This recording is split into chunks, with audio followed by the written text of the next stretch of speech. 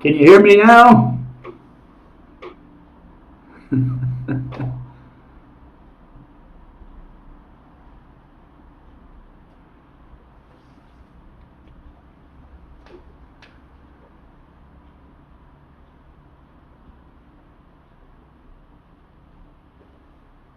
Thank you. I don't know why my sound got disconnected. System just does things and blindsides me to it. Anyways, let me start over. I'm saying that some people sent questions and comments, and I'm going to be answering some of those. This is the first fellow. It says, science is the intellectual and practical activity encompassing the systematic study of the structure and behavior of the physical and natural world through what? Observation and experiment. And yeah, they always want to put that experiment in there. But see, experiment doesn't tell you. Neither experiment nor observation, gawking, doesn't tell you anything about how the universe works. You have to figure that out. You have to try to, imagine how the universe works, especially when you're dealing with invisible and intangible mediators. Whatever mediates light, whatever mediates gravity, magnetism, those are invisible and intangible. You can't touch them. You can't. You can detect them through some equipment, but the equipment cannot tell you what it is.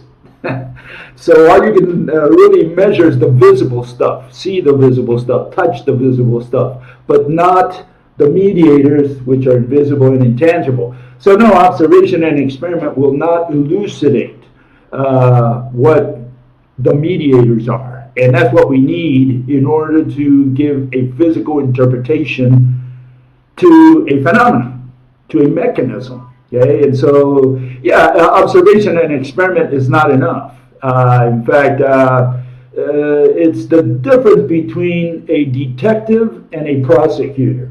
Detective goes out there and does all kinds of work, and that's fine. They do their research, they look for clues, fingerprints, whatever they're looking for. Then they come back, they give it to the prosecutor.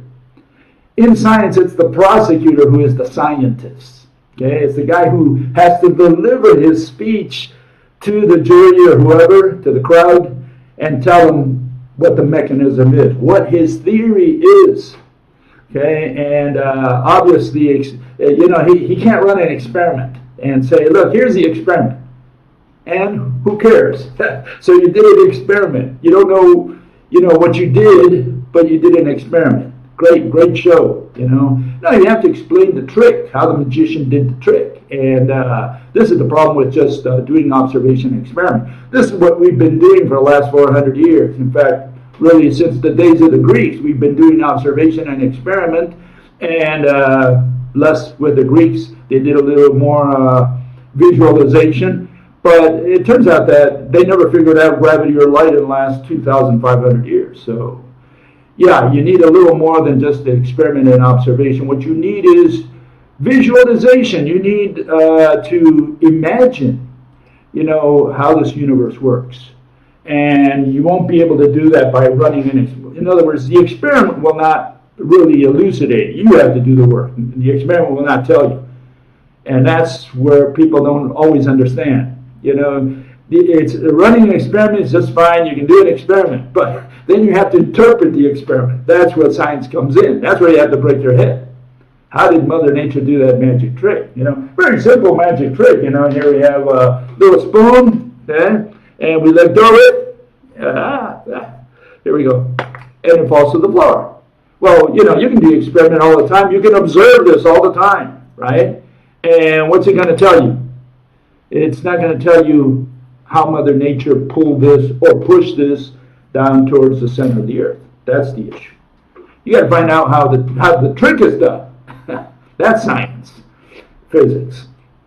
Okay, another fellow says, I would suggest daisy chaining. It solves some problems. It also necessitates constant rerouting, which may explain some other things. Yeah, daisy chain means, in the context of atoms, is that they're all chained together somehow. They're all bound to each other somehow. Okay, and that's what we do here. We're suggesting essentially daisy chaining. Okay, that's our model there. They're all connected, and they're all connected by a straight mediator. Really, it's not even straight in the sense that it's a wound. You know, it's a double. It's DNA like, but it's pulled tight. It's drawn tight. It's taut. It's a taut rope that mediates between any two atoms. And yeah, when you look at that, if you look at all the atoms in the universe, it's a daisy chain. So in a sense, this fellow is suggesting that yeah, this is our model. This is what he's suggesting, that our model is correct in his view, right? Okay, and with this, yeah, we can explain lots of things. We can explain gravity, because gravity is a pull force, and you can't pull without a mediator. So what are you going to put as a mediator? And we're saying, yeah, there's a rope there. Okay, we can all imagine just a simple string here, you know. And if these are my fists are the atoms, and they're pulled tight, you know, then we can all imagine why this atom can pull on that one.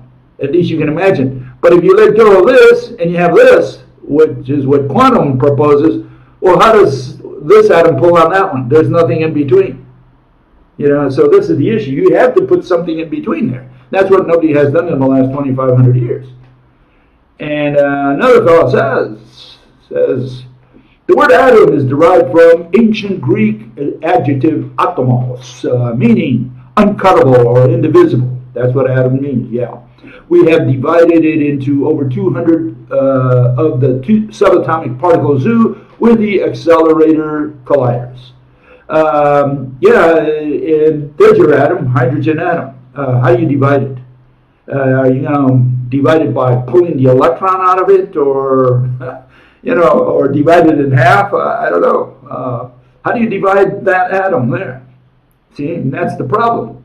And we have a different kind of atom, and we can talk about dividing our atom, but our atom is indivisible. Here's our atom.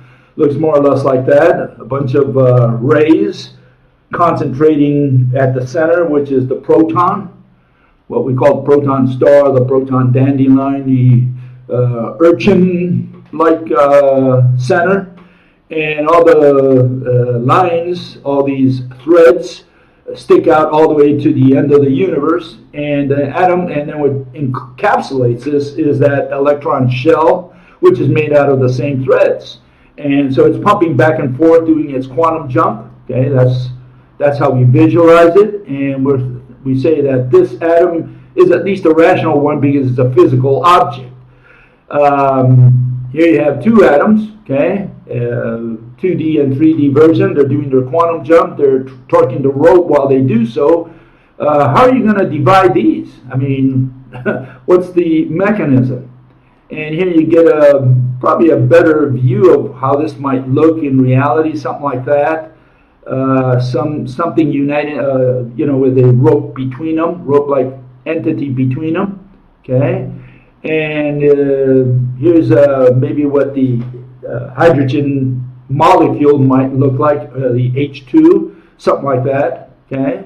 So they're bound, the shells have merged, and they're vibrating. And so, you know, this is something you can at least visualize, and which is consistent with what observation and experiment, right? In other words, this doesn't violate anything that we have out there. We're saying it's a physical object vibrating. When they're farther apart, they have the rope between them, and they torque the rope. When two hydrogen atoms get very close, if they're going in the same direction, they kind of screw into each other, and they form this figure eight molecule, the H2 molecule. So we're consistent with what's out there. Okay, another fellow says, illogical absurdity. Okay, says Charles Steinmetz wrote in his 1914 second edition, Electric Discharges, Waves, and Impulses, and this is what he wrote: the electric field is made up of both the dielectric and the magnetic, making the electric thread the child. Okay, we have no problem with what Steinmetz said in general, except that when you talk about electric and dielectric, what? You know, he mentioned the word thread. I'm sure that Steinmetz did not use the word thread, and that's the real problem. They used words such as field. They used the field all these years, and so here's our model. You know, I'm sorry, this is the quantum model today for electricity, and that's the so-called field, electric field. What you have is all these electrons flowing through space, through the vacuum, right? In this case, it's a vacuum chamber. Okay, so you have the electrons flowing. And is this possible? I mean, without atoms? Because what they do, they ionize, and then they send the electrons across. That's their version. They've gotten rid of the atom. They say they don't need the atom anymore. What they do it is just with electron flow. And because that's what electricity is under quantum. And if you compare that, you know, against our model, this is our model where we have the electric field, you could say, pointing towards your eye, and what you have is perpendicular to it the swinging threads which form the magnetic field at 90 degrees exactly to the torsion of the of all these atoms that are essentially spinning in situ, a row of atoms. Okay, so that's the general model, and what it looks like under electricity, it looks more. Oh, sorry, wrong one. Looks more or less like this. Okay, so what you have is the torsion of a series of merged atoms. Okay, that's what you're staring at there. So it's not the flow of electron beads like in the case of quantum there.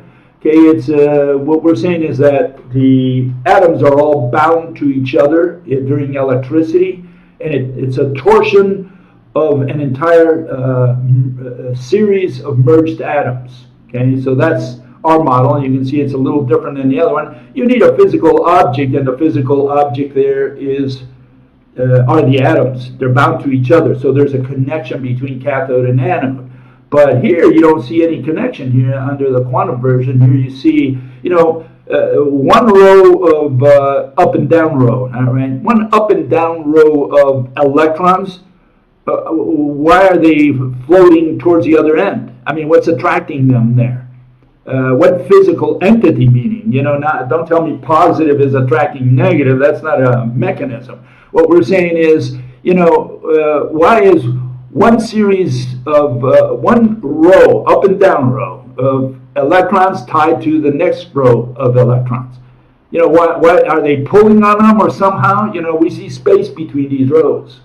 And so the question is, you know, what's pulling on them? Or is this like throwing a baseball? Is the electron gun spitting out these particles to the other end? You know, so the question is, you know, what is the mechanism? And the mechanism here you can see very clearly. It's just a spinning in situ of merged electron shells. And so it's a different mechanism that we propose for electricity, so I don't really know what this fellow is objecting to, okay? Okay, here's another fellow, and he talks about the redshift. If I can get him up here. It says, an introduction to refractional redshift and how it was confused with gravitational redshift. And it's related to a Pound-Rebka experiment, you know, the Harvard Tower experiment, and it's written, I guess, by this guy Basile.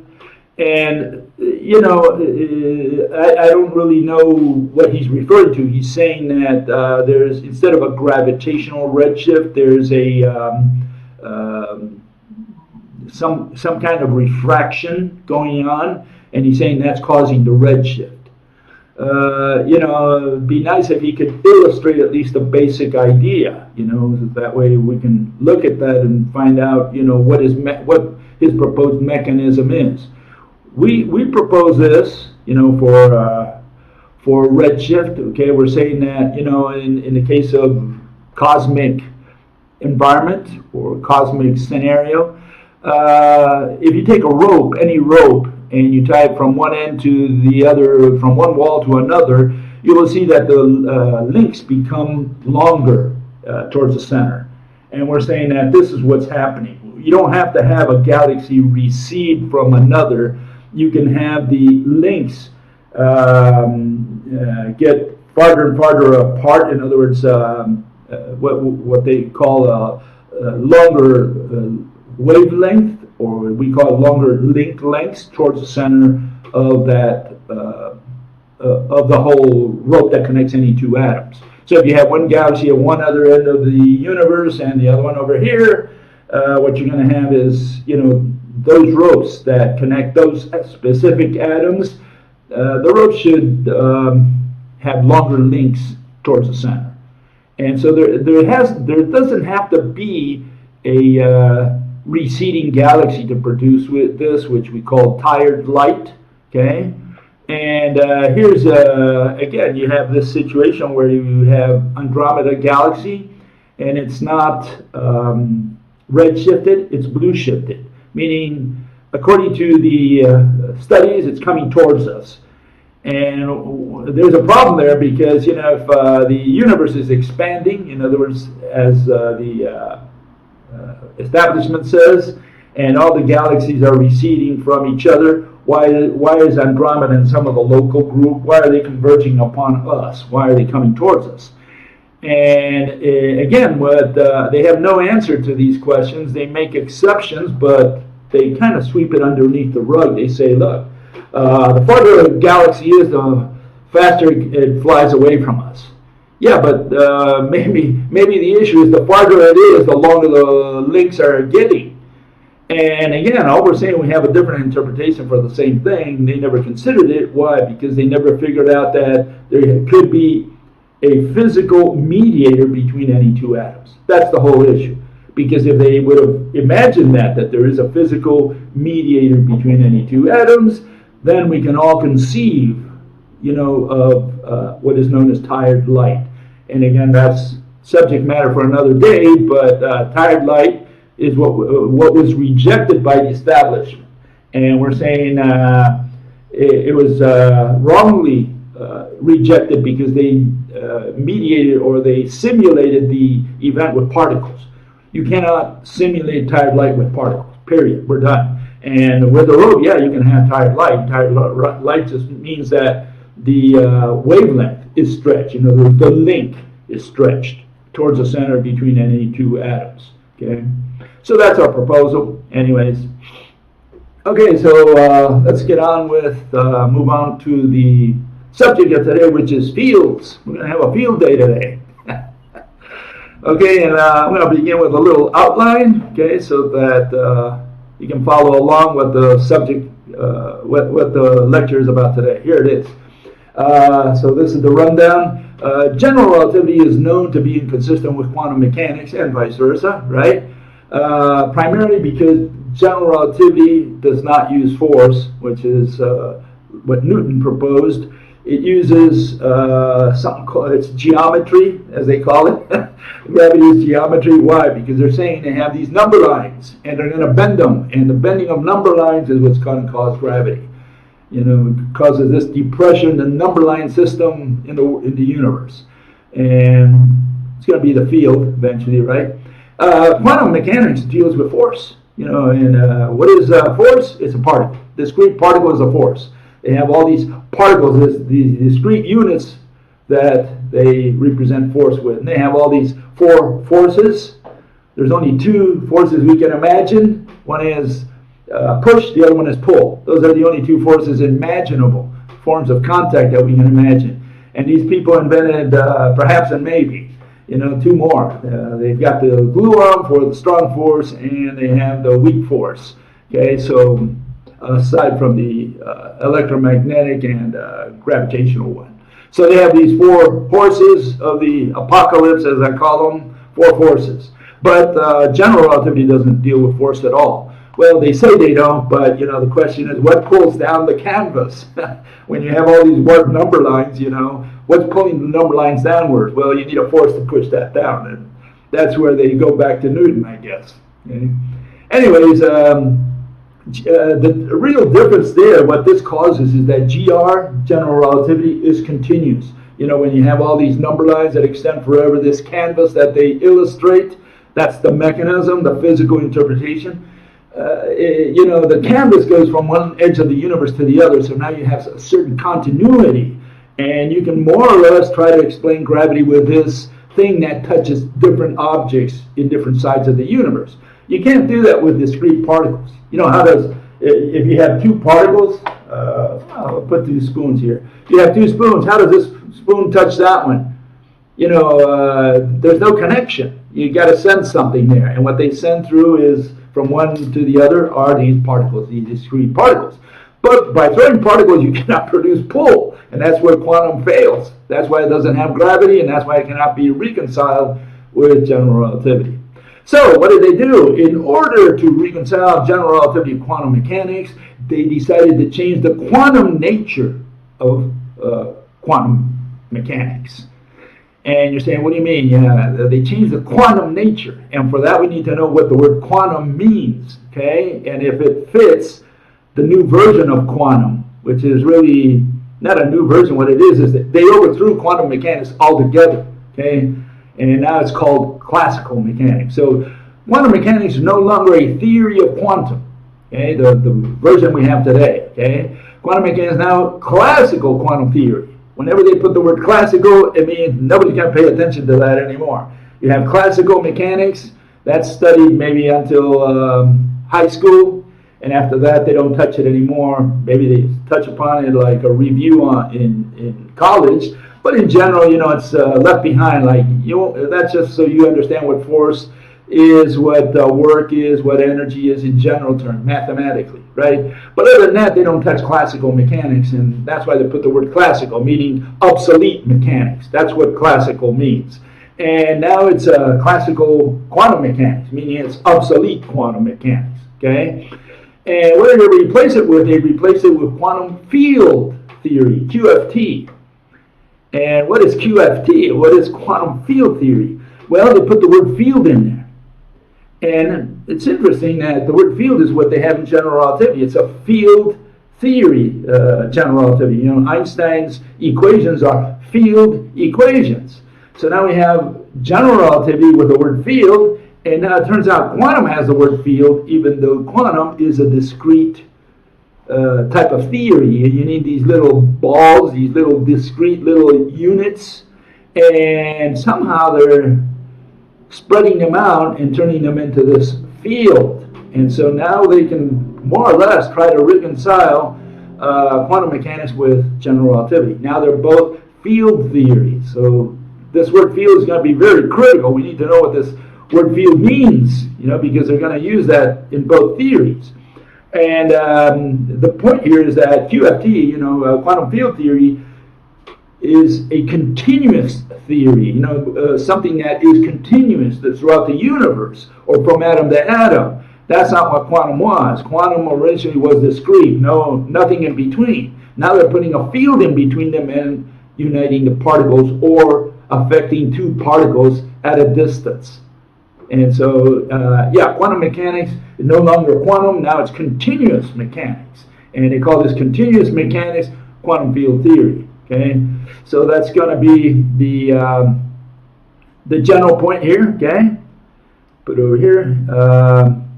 So let's start with well, let me put it back up there so we can follow along. Okay, so what is this? What is this thing that they have there between general relativity and quantum mechanics? Well, relativity, you know, they produce attraction by what? By using a force. That's where they use the force to push down the canvas. What is the canvas made out of? It's made out of number lines. This fishnet is made out of number lines. That's what you're staring at. So they're putting these number lines, meaning it's a mathematical concept that they're bending there, and they produce gravity this way, this weird way. They're saying the reason the Earth doesn't fly out of the solar system is the number lines are warped. That's what they're telling you. Okay, and so they illustrate that everybody can understand what they're staring at, but the explanation doesn't fit this, because what the explanation is that they're bending number lines. Quantum mechanics will have no way of producing attraction with particles, but the way they do it, they have this, under the graviton scenario, right, under gravity, they have this little graviton ball that flies from one atom to the other and somehow pulls it. And the way they get away with this is that they put a negative sign in their equation. They say it's negative momentum. That's why it's called negative momentum transfer. Okay? So you can see that these two mechanisms are very different, and they cannot be reconciled. And the way you're going to reconcile them is by putting something between those two particles and turning it into some kind of field, theory, which is what relativity is, a field theory. And now we have a chance of uniting general relativity with quantum mechanics, and that's the goal here. Okay, and so we have here, mathematics. They have discrete particles. Okay, and what's the issue? The issue is that we need to know what this quantum is, because if they're going to introduce the field like ad hoc, does that change quantum at all? I mean, they used to use fields like electric field and magnetic field. What they never had was a gravitational field. But now they're going to use a gravitational field, and one of the things they introduced for that was the Higgs boson, the Higgs field. And that's the mass side of it, but you can see that the counterpart is going to be a graviton field of some kind. And that's where they're going to try to create some kind of field and unite it with general relativity. That's the goal, okay? And so what is a quantum? What do we mean by quantum? Okay, let's start there. Here it is quantum, quantity or amount.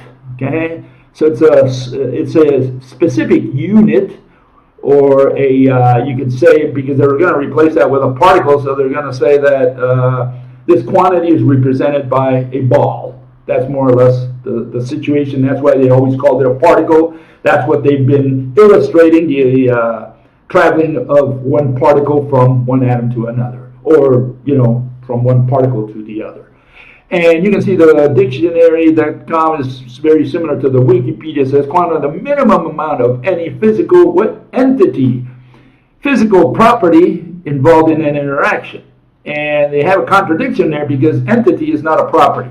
So it's either an entity or a physical property. And what they did, they kind of covered both bases. They said, look, it's a physical entity, and it's also a physical property.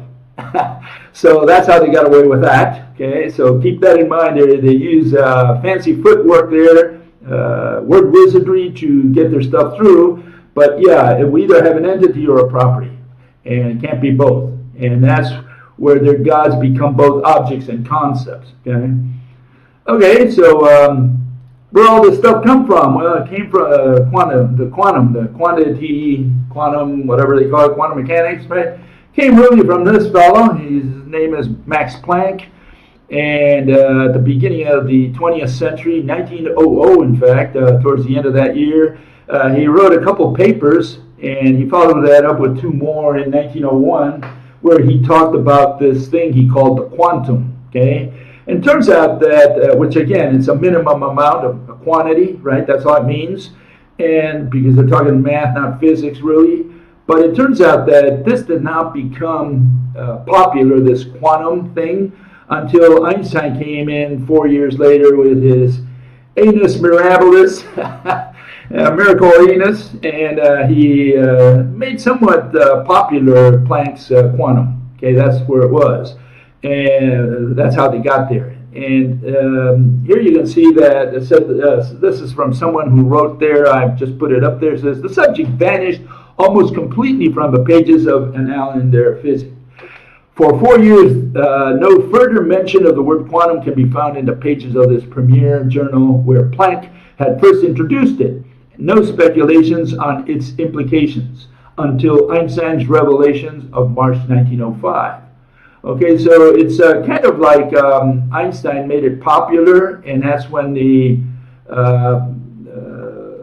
particle notion of light, and later on about the electron, was put back into mathematical physics. Until then, most of the 19th century, everybody believed in waves, and they thought it was the waves of the ether. The ether was waving. And these people came beginning of the 20th century and said, no, light also behaves like particles. And what do they really mean by that? They said, well, light is really energy, whatever that is, and energy comes in discrete packets. And so they had all these energy packets, right, traveling, whatever energy is. And they kind of branched it off and said, look, it's a little ball of energy. And what they're really talking about is not balls. What they're talking about is numbers. They're talking about units, values. That's what they're talking about because they are mathematicians. So they were not doing physics. They were doing mathematics. Okay, so what is QFT? Well, here we have a rundown of that, okay? QFT, what are we talking about? We're talking about replacement of quantum mechanics by, they're replacing quantum mechanics with QFT, with quantum field theory, okay? And that's the first thing you need to note because today they're going to be talking about QFT and not about quantum mechanics anymore, classical quantum mechanics. They kind of left that out, it's obsolete. Q could not explain action at a distance. That's the issue. And it cannot be reconciled with general relativity, which is a field theory. So that's the direction which they took all this. You need a physical mediator to influence distant particle. And if you have all these discrete units, how are you going to influence something at a distance? Well, we had to do something about that. That's what they said. And so they invented this field, okay? Not that they invented it, the field was around, but they said we need to move into the field theory because it gives us two things. First, it gives us a connection between two particles, this extended entity, whatever field is, right? On the one hand, and on the other hand, we can reconcile it with general relativity, okay? But what is a field? It's a value at each point in space, meaning that a field is just a bunch of numbers, a bunch of units, bunch of amounts. And so they're not talking about anything physical, they're talking about mathematics. They're saying, look, every point in space has a value of something, of gravity, of electricity, of magnetism, so it has a certain strength. Yeah, great, that's a description. You haven't explained what that field is. What's the mechanism? And again, they don't have an answer for that. They just say, we're going to put the field in there, and they treat it as a physical object. That's where the crime is committed. Okay, so a field is like a joker in a card game. You can put it anywhere you want, right? And whenever you need to get out of the mess, you say, oh, the field. Just like they use the word energy. They can put it anywhere they want. And it's like, oh, yeah, it's energy. Whatever that is. They've never defined the word energy. They never defined the word field in a physical sense, right? They just say it's a bunch of numbers. Okay, so what does that tell me? Nothing. Because we don't have the physical entity that we can visualize to understand the mechanism. And field is made of virtual particles. That's important to know. In quantum mechanics, they have all these pseudo particles. They call them virtual particles that pop in very quickly, so quickly that it's unmeasurable. They have them come in from space. The particle is part of space or makes up space, right? Because they have two versions. Either it makes up space or it's contained within space, whatever space is. And the particle just pops in, makes itself known for a certain experiment, meaning the mathematicians have no way of explaining some missing mass, some missing energy, some missing charge, or whatever they're missing. And so they say, oh, the particle came in and went back out again. And so it's ad hoc. The virtual particle is something they need just to fill in the blanks. And all these fields out there, they're made out of these virtual particles. And what is a virtual particle is black magic. That's what it's called in science. We call it black magic, witchcraft. These are the old spirits from traditional religions. That's what virtual particle is. It's an ad hoc amount that they need very briefly so that the equation comes out right, meaning that the equation matches observation, meaning whatever the experiment showed, the visible stuff, and then they have the particle go back out again because we weren't able to measure because it left the universe. It's no longer, it disintegrated or went back to being part of space or who knows what. Okay, so the problem is that field is not a thing, not physical. Field is a bunch of numbers by definition. Okay, so let's keep that in mind. It's a mathematical concept, and mathematical concept is not a physical mediator. Okay, so the word field is a terrible word for physics, but they use it in mathematics, in the religion of mathematics, meaning that they're going to be doing some calculations, and they're going to be call that bunch of numbers a field. But then it's when they cross the line and they bring that field into physics and they say, oh, the field did this and the field did that, that's when they commit the crime. Because if a bunch of numbers, you cannot say that, you cannot bring that into physics and say that I'm going to use a bunch of numbers to move a house. You know, it's like saying I'm going to move a mountain with love. You know, that's great poetically, but you can't use that in physics. Okay, so here's one fellow, his name is Arvin Ash. I talked about him a couple times lately, and he's going to tell us a little bit about this quantum field theory and how it replaced quantum mechanics. So we're going to document this. We're the experts. We're going to bring them the horse's mouth into the picture. We're going to let them tell us what they suggest. Okay, so here's Arvin Ash. Listen to him.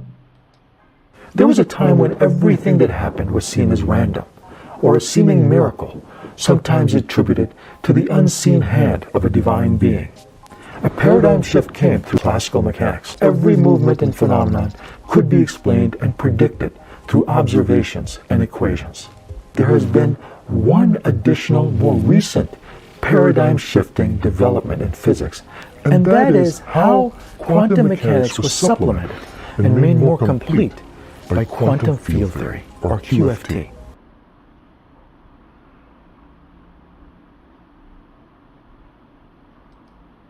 Okay, so they replaced quantum mechanics with this QFT. That was the paradigm shift, and nobody noticed it, and it's a big shift because what people don't realize is they got rid of quantum mechanics. Suddenly it became obsolete because quantum mechanics is per excellence the discrete, the world of the discrete units, right?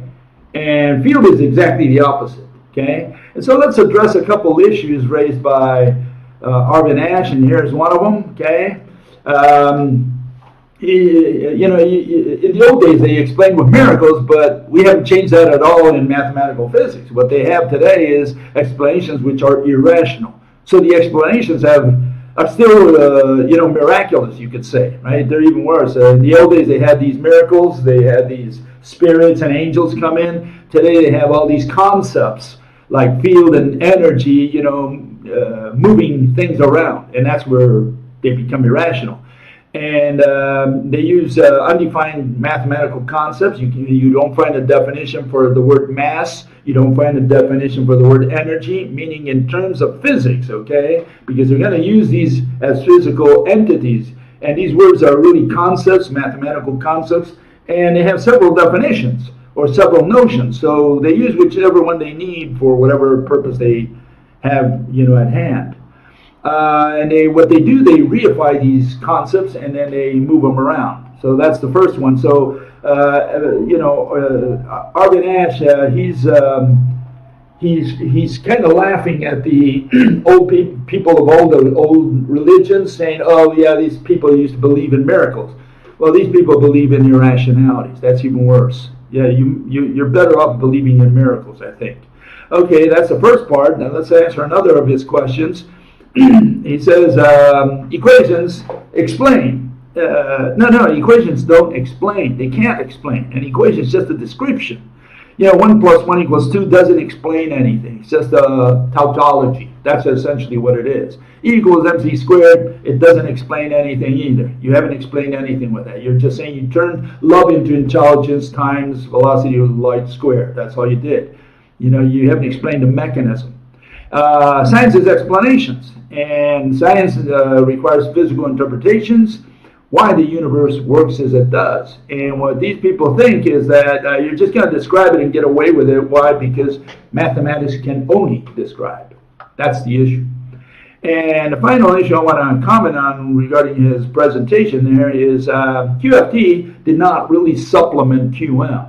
What it did, it destroyed it completely. It destroyed the quantum. Okay.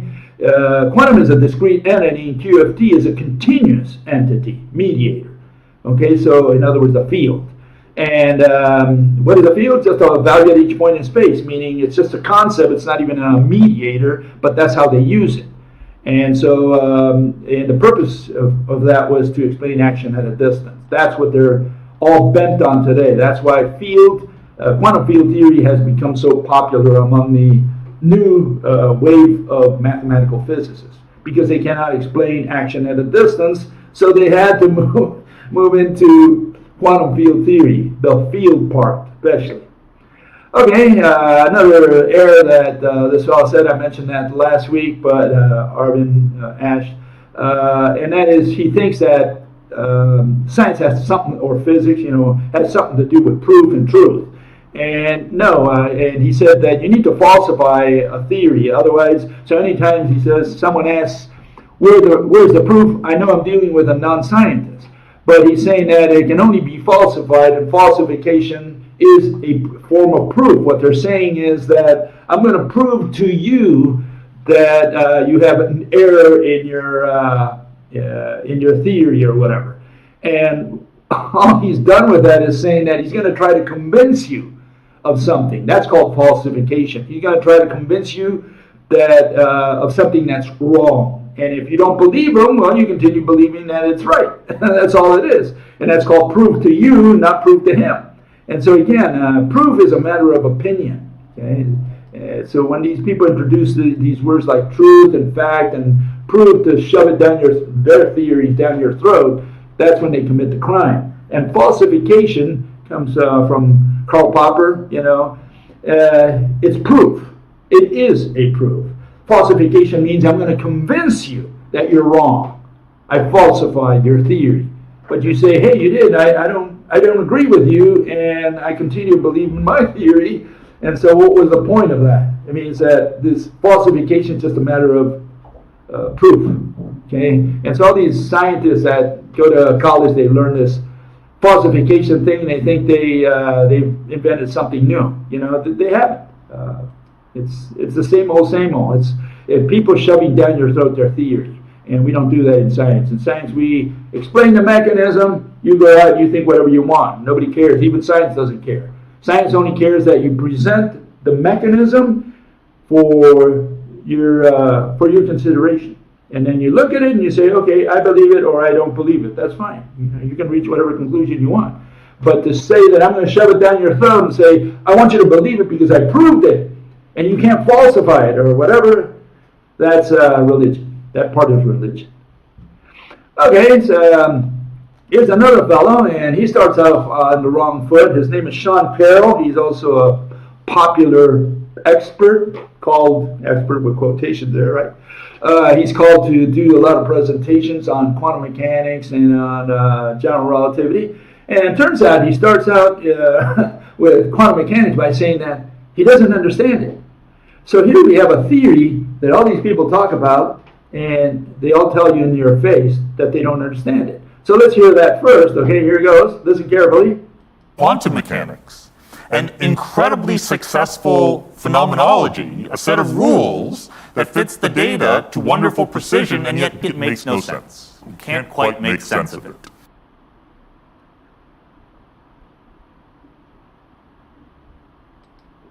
Okay, so here they all believe in quantum mechanics, and nobody understands it. Great. In fact, here, just in case, you might say, well, he doesn't understand. No, here you have a forefather of his name is Dick Feynman, and he said the same thing. Well, you understand what I'm going to tell you. You think I'm going to explain it to you so you can understand it. No, you're not going to be able to understand it. You see, my physics students don't understand it either. That is because I don't understand it. Nobody does. While I am describing to you how nature works, you won't understand why nature works that way. But you see, nobody understands that. I can't explain why nature behaves in this peculiar way.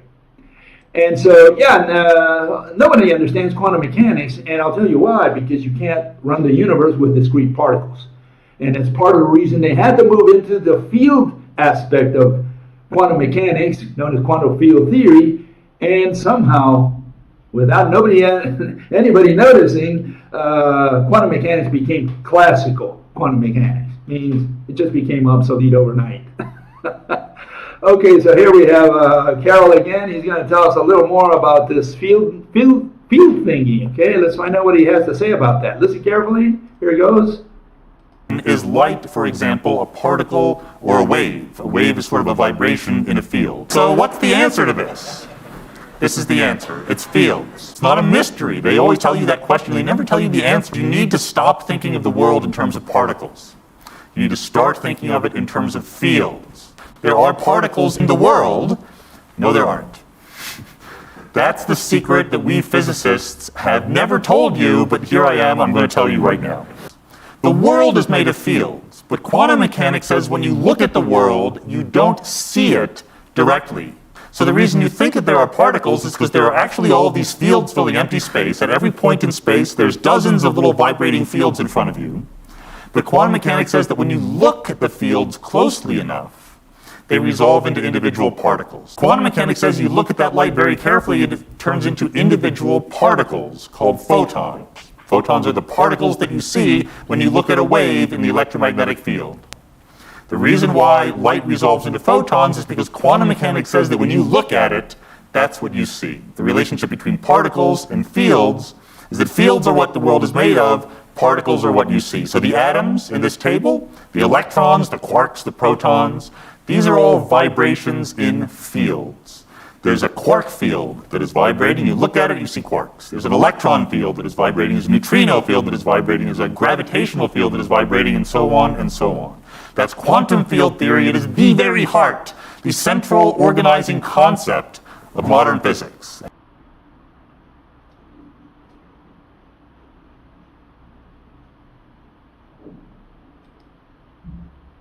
The only thing he forgot to put the cornfields and the marijuana fields.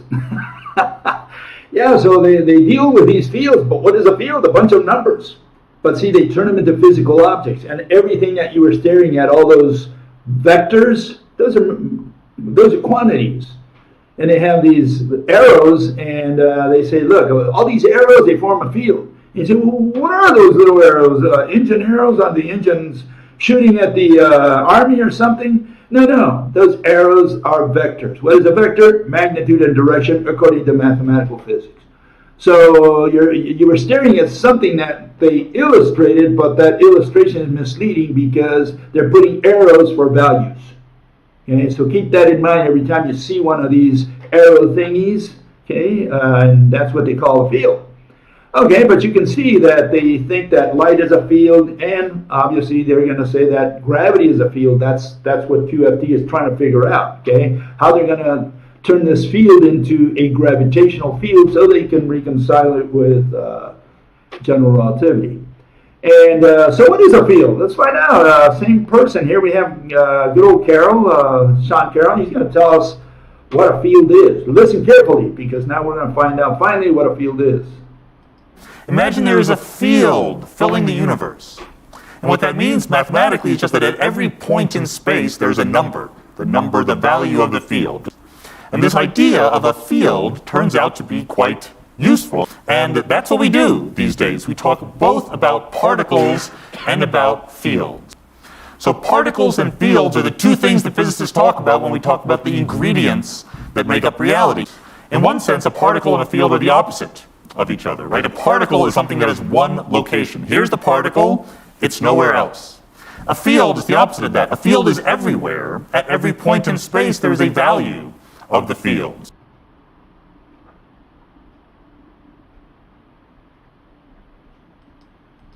Note that he says there's a value of the field. He doesn't say, this is a field here, this little thingy. No, he's saying we have a value of the field. So there's not a ball there. What you have is a number there, okay? Keep that in mind. And so okay, we have these particles and we have the field. Particle now belongs to quantum mechanics. The field belongs to quantum field theory. And so what was this particle? Because he's saying that particle is just vibration of the field, a local vibration of the field. Okay, so he's got this little canvas that's vibrating locally, and he calls that a particle.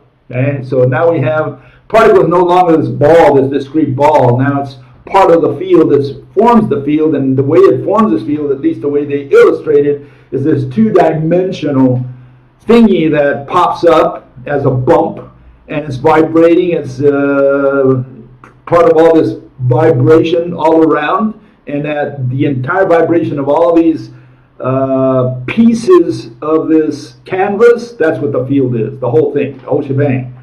So now let's ask another expert. What is this particle thinking? I mean, everybody should know what a particle is. We learn this in, kindergarten? You know, they don't you play with blocks in kindergarten? You should learn what a particle is. One of the first words you learn is that's a thing, an object, a particle, whatever, okay?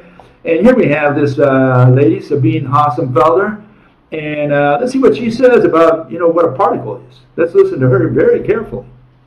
What is a particle? Well, I'd say particle physicists know pretty well what particles are. I have to admit that when I would have to answer this question, I'd say, well, a particle it's an irreducible representation of the Poincaré group. So I think that the way that I think about those questions, what is this or what is that, is what's the mathematics that we use to describe this thing. And so I'm not sure that science can even answer the question beyond that. Like, what could possibly answer the question, what a particle is, beyond this mathematical construct that we use to describe it? I don't know. Standard model Describes it. Does it represent it? I don't know. It's the best we can do.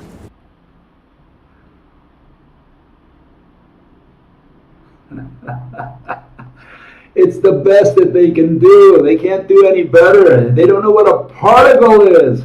Again, kindergarten stuff. I don't know, did Sabine ever go through kindergarten? Here, let me show her what a particle is. This is what a particle is, okay? It could be a corpuscle. You can think of it as a round ball. It could be a cube also, for that matter. And there you see a grain of sand. That's known as a particle also.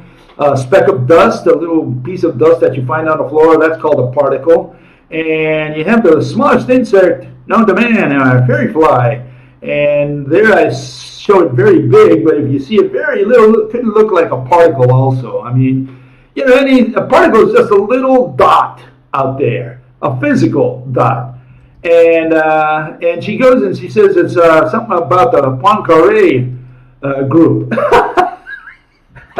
She doesn't know what a particle is, and she studied in college, I guess, particle physics, meaning quantum mechanics. What do they accelerate in the accelerators? Don't they accelerate particles, or are they accelerating numbers? Are they accelerating vectors? Is that what they're accelerating? Pieces of the field? Here you have this vibration of the field locally, right? This bump in the field. And that's the local vibration. Is that what they're accelerating? The bump is moving from one place to another?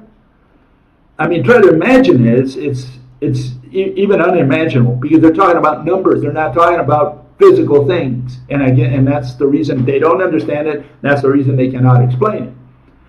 So where do we end with all this? This quantum field theory. Well, I saw a couple of one article there that I liked quite a bit. And it kind of puts the icing on the cake today. And here it is. It's that people think that science is not about explaining. They think that science is about beauty and art. So here's the beauty part. Okay, it says the following. This is from The Conversation, run by one of the United Kingdom universities. It says the following: encoded in a set of neat compact equations was the idea that our universe is constructed from a sort of magical mesh, now known as space-time. The structure of this mesh would be revealed in the bending of light around distant stars. Physicists had long known that light travels in straight lines. In 1919, observations of a solar eclipse revealed that light does indeed bend. Okay, so we're going to have bent light, okay? It's no longer running straight. Gravity is going to twist it or bend it or whatever. The extreme elegance of his equations, meaning Einstein, right? How could something so beautiful not be right? So they're saying that science has, or physics has something to do with beauty. That if it's beautiful, it's a beautiful equation, then it's got to be right. It's got to be truth. Okay, fact. And Paul Dirac, one of the mathematical physicists of the 1930s, would later sum up our mathematical descriptions of nature. Beauty is truth, and truth is beauty. Okay, so what these people are looking for is beauty, and they're saying if it's beautiful, whatever beauty, I mean, how can an equation be beautiful? And they say 1 + 1 = 2. Well, that's so beautiful. It must be true. Well, it is true, but what's it got to do with beauty? 1 + 1 = 2 is beautiful. Okay. I think women are beautiful, but to say 1 + 1 = 2 is beautiful, I don't know. And this is the art part. It says, a quest for beauty has been a part of the tradition of physics throughout its history. Symmetry, harmony, a sense of unity and wholeness. These are some of the ideals general relativity formalizes. Where quantum theory is a jumpy, jazzy mashup, general relativity is a safe, stately waltz. Okay, so we have jazz versus waltz here.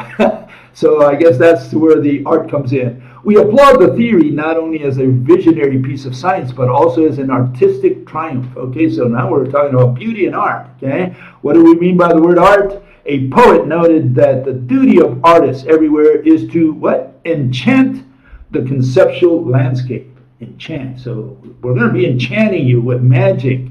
Bewitching you, as she says in the next line. It says, artists contribute something bewitching to our mental experience. It may not be the duty of scientists to enchant, or bewitch, I guess, our conceptual landscape, yet that is one of the goals science can achieve. No scientific idea has been more enrapturing than Einstein's general relativity. Though he advised there'd never be more than 12 people who'd understand his theory, as with many conceptual artworks, you don't have to understand all of relativity to be moved by it. Okay, so people, I think this is quite important out there among scientists. They look for beauty in equations, and they say, oh, how beautiful the equation. And so it's like an art. They think that science is like an art. You look at something, it's beautiful, so it's got to be true. And equations are true in general, because they're tautologies. What's on one side of the equal sign is equal to what's on the other side of the equal sign. Great. It better be so, unless you made an error in your calculation or whatever, you put the wrong variable or whatever. But the point here is that these people are taking that one step further and says, oh, if it's beautiful, then it's science. And if it's science that is beautiful, then it's got to be truth. And again, truth means they're shoving it down your throat. They mean they proved it to you, maybe, but not to the guy, not to your neighbor. Okay, and that's where the problem comes in. And that's what's happening with QFT, quantum field theory. What they're saying here is, look, we can't explain gravity with quantum. We've tried for 100 years. We've been unsuccessful. And they realize they're unsuccessful because they can't pull with particles unless they do an inverse. They put a negative sign there for the negative momentum transfer, right? So they throw the ball, but it delivers negative momentum, and whatever object you threw it at comes towards you. The pitcher throws it against the ball against the catcher, and the catcher, runs up all the way to the mound with the ball in his hand, in his mitt. That's what they're saying. They're saying that you throw the ball and you pull the catcher. Very strange, weird thing. You can do that in mathematics. And can you do that in physics? Well, I don't think so. And so they couldn't explain it. They're sick and tired of not being able to explain it. So they said, let's move on to field theory, because general relativity is a field theory. And so now we have quantum field theory and general relativity field theory. Now with that word field, we can probably unite them both. And that's where all the efforts are today, to try to unite quantum mechanics, the classical quantum mechanics, the obsolete quantum mechanics with general relativity through the word